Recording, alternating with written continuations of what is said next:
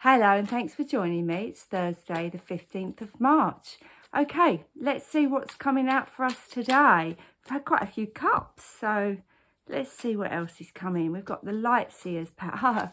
We've got the Eight of Cups, that's funny. So we've got the Two of Swords and we've got the Eight of Cups. So we seem to be going on a bit of a backwards journey with the cups, because over the last week we had the 10, and then I think a day or so later we had the 9, and now a day or so later we've got the 8.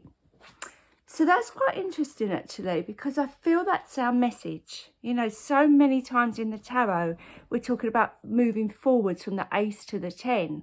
So why would we be going backwards? Well, that's an interesting point, so let's explore that.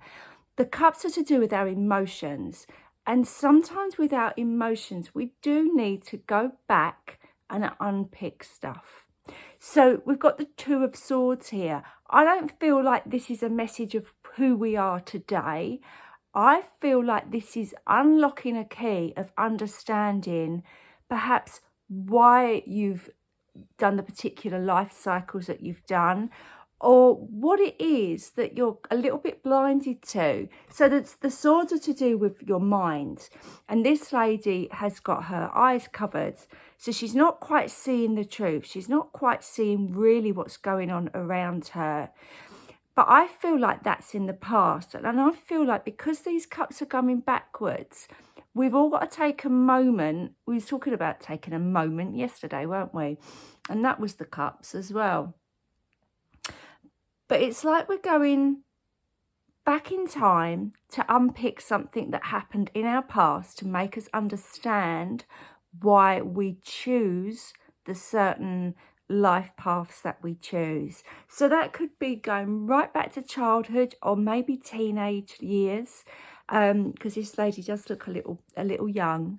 Maybe looking back and thinking, well, somebody told me something and it wasn't true, but I've believed that and held that within me all these years, and I'm walking away from that mindset now.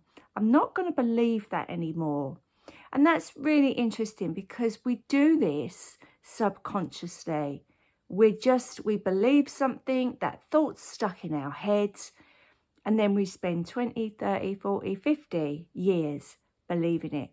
And it's usually something derogatory about us. We're not good enough. We don't look right. We don't fit in. We're stupid. So it's amazing how that little thought in our head from all those years ago dictates how we react today.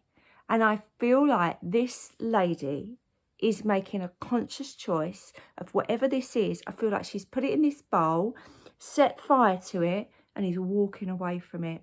And I feel like today we have to do the same. So if you have felt your mind wandering back, and we said about just sitting still, didn't we, and working stuff out in our emotions, I feel, so that was yesterday's message, so go back and have a look if you haven't seen that.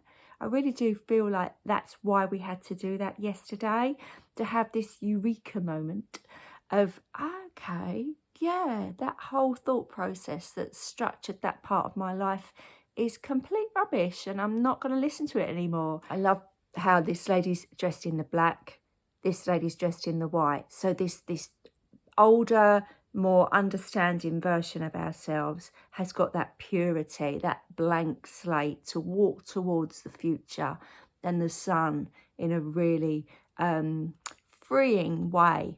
So it's interesting that we may need to do a bit of delving, and we might need to do a bit of soul searching, or just remembering stuff that's uncomfortable.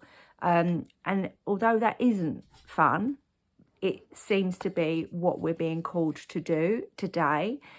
And that's all for the higher good. So it's obviously a really good reason why we're being called to do that. So good luck, and I'll see you again tomorrow. Bye for now.